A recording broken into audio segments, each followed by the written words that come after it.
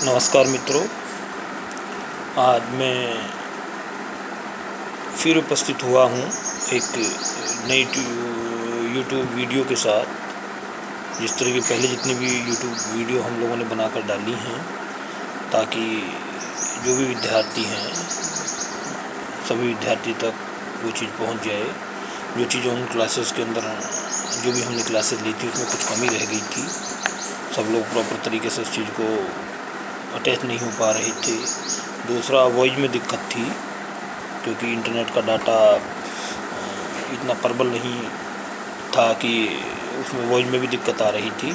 क्योंकि हम लोग जो भी कोरोना वायरस के कारण जो भी परेशानी एक साथ सब लोगों के आगे आई है, उसके लिए हम लोग तैयार नहीं थे। तो ऐसी यदि हम लोग उसके लिए पहले से तैयार होते तो हम लोग सब चीज़ों का ध्यान रखते हैं, इंटरनेट डाटा वगैरह का। परंतु अचानक वो प्रॉब्लम आई और उस प्रॉब्लम को लड़ने के लिए जो भी एक शिक्षक वर्ग द्वारा जो भी कार्य हो सकता है, वो हम लोगों ने ऑनलाइन क्लासेस लेकर माननीय प्राचार्य जी के आदेश का अनुपालन हम लोगों ने किया,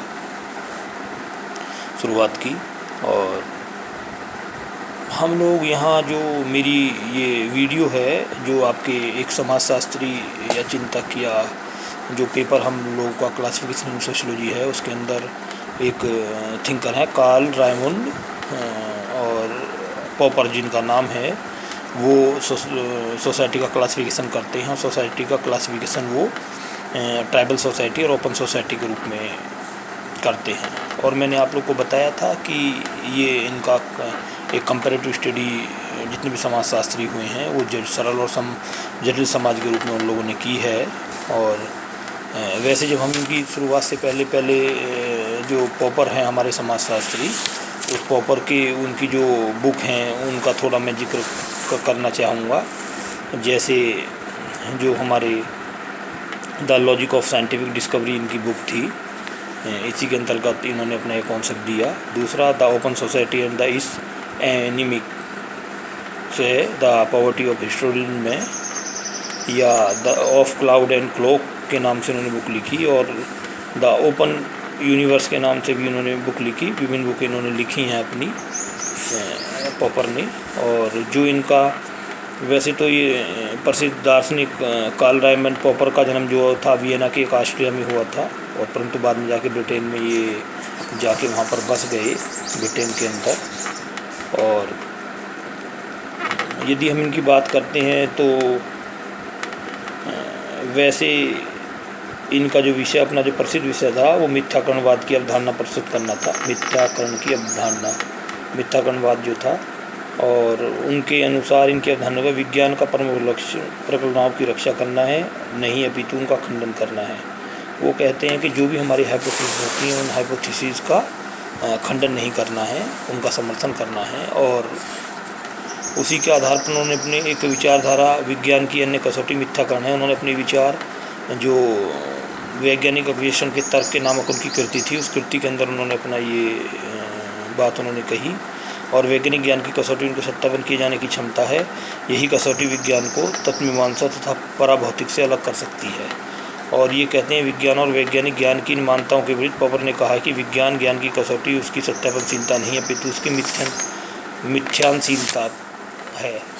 और पराभौतिक ज्ञान अर्थहीन नहीं होता, वह बहुधा विज्ञान का पूर्व संकेत देता है। इसी प्रकार पॉपर ने तार्किक प्रत्यक्षवादियों की जो आगमन जो विधि थी, आगमन विधि अर्थात विशिष्ट से सामान्य की ओर अपनी असहमति प्रकट करते हुए ये आगमन विधि को नहीं मानते थे। ये निगमन जो इंडक्टिव विधि थी, जो डिडक्टिव इंडक्टिव की वो बात करते हैं, वो निगमन विधि को मानते थे और सामान्य से विशिष्ट की ओर चलते थे, समर्थन किया। और पॉपर का इस संबंध में तर्क है कि वैज्ञानिक विश्लेषण शुद्ध प्रेक्षण अवलोकन से प्रारंभ नहीं किया जा सकता, बल्कि स्वयं प्रेक्षण अवलोकन किसी सैद्धांतिक पूर्व मान्यताओं से किसी न किसी रूप में निर्देशित होता है, अर्थात हमारा प्रक्षेपण चयन होता है।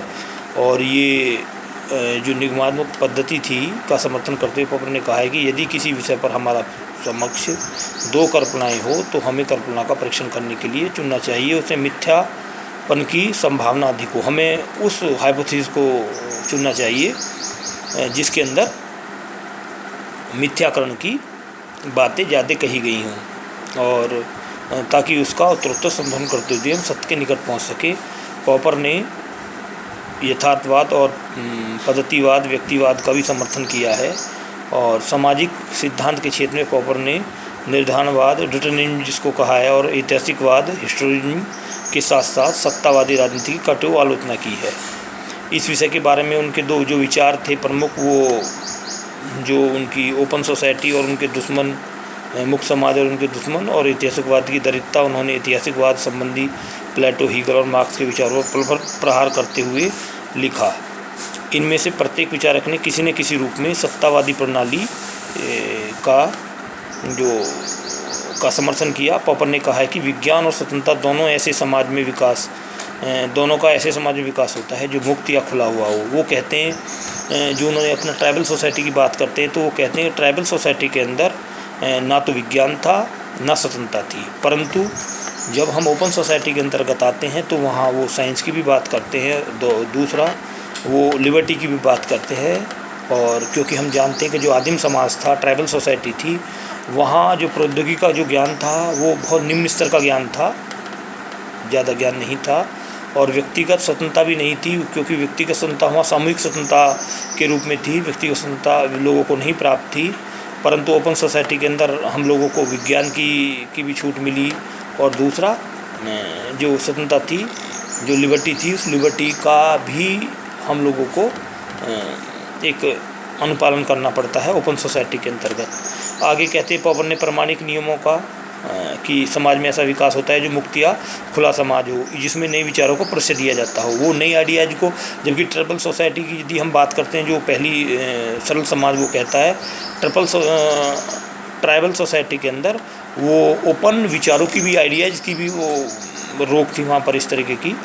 और ये कहते हैं कि पॉपर ने प्रमाणिक नियमों और ऐतिहासिक प्रवृत्ति में अंतर बताते हुए कहा कि ऐसा कोई भी नियम नहीं हो सकता जो संपूर्ण ऐतिहासिक प्रक्रिया की व्याख्या कर सके, क्योंकि प्रत्येक ऐतिहासिक जो भी हमारे परिवर्तन अपने आप में एक अनुपम और विशेष घटना होती है, और तथाकथित ऐतिहासिक नियम अधिकाधिक किसी ऐतिहासिक प्रवृत्ति का संकेत मात्र होते हैं, वे सही अर्थ में प्रमाणिक नियम नहीं होते। पॉपर के अनुसार समाजों का संगठन, और वो बात करते हैं सोसाइटी का स्ट्रक्चर किस प्रकार का है, वो कहते हैं कि समाजों का संगठन दार्शनिक तर्क वितर्क की भांति होना चाहिए, उसके बारे में प्रश्न खड़े किए जाने चाहिए, अनुमान लगाए जाने की गुंजाइश होनी चाहिए, क्योंकि वो तो मिथ्याकरण की जो उनका कॉन्सेप्ट था उसके आधार पर उसको समाज को मानते हैं।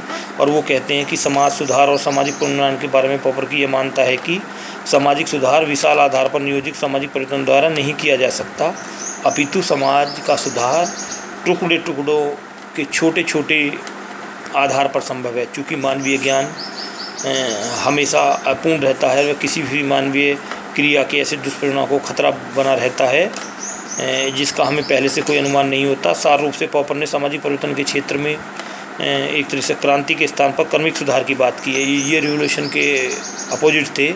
वो कहते थे रिवोल्यूशन वो पूरे उसमें आएगा, लेकिन वो थे कि वो टुकड़ों के रूप में कि छोटा छोटा एक कर्मिक सुधार हो, उपयुक्त माना है। वास्तव में पॉपर का विचार अत्यंत विवाद का विषय है, और क्रांति के समर्थक यह मानते हैं कि कर्मिक सुधार के द्वारा सामाजिक विषमताओं को यथार्थ नहीं आ पाता, किंतु जो क्रांति है, क्रांति पूरी सोसाइटी के अंदर परिवर्तन लाती है।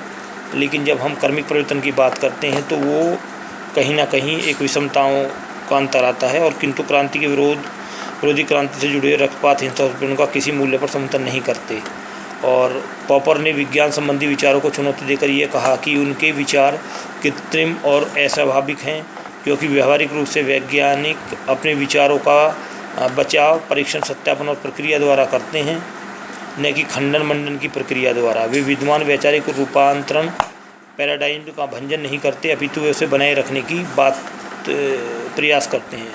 और नियोजित जो सामाजिक परिवर्तन की सीमाएं संबंधी विचारों से भी यह कहकर आलोचना की गई कि उनके विचारों में अंतर रूढ़िवादी थी। और अंत में मैं यही चीज़ कहना चाहूँगा कि जो पॉपर का मेन जो सेंट्रल आइडिया था अपने ट्राइबल सोसाइटी और ओपन सोसाइटी के बारे में, कि वो वहाँ पर विज्ञान और विचारों की स्वतंत्रता या लिबर्टी, इस चीज़ को आदिम समाज के अंदर नहीं मानते थे, परंतु जो ओपन सोसाइटी थी, ओपन सोसाइटी के अंदर उन्होंने प्रौद्योगिकी का भी समर्थन किया कि प्रौद्योगिकी होगी, वो इंडिविजुअल लिबर्टी की भी बात करते हैं, स्वतंत्रता की भी बात करते हैं और वैचारिक स्वतंत्रता की भी बात करते हैं। तो ये चीज़ को जो भी हमारे पीजी के स्टूडेंट हैं, इन चीज़ों को ध्यान रखें, जो उनका सेटल आइडिया उसी अकॉर्डिंग हम लोग को तैयारी करनी है। और ये हमारा जो लेक्चर है आज यहीं समाप्त होता है। मैं फिर उपस्थित होऊंगा अगली वीडियो के साथ। धन्यवाद।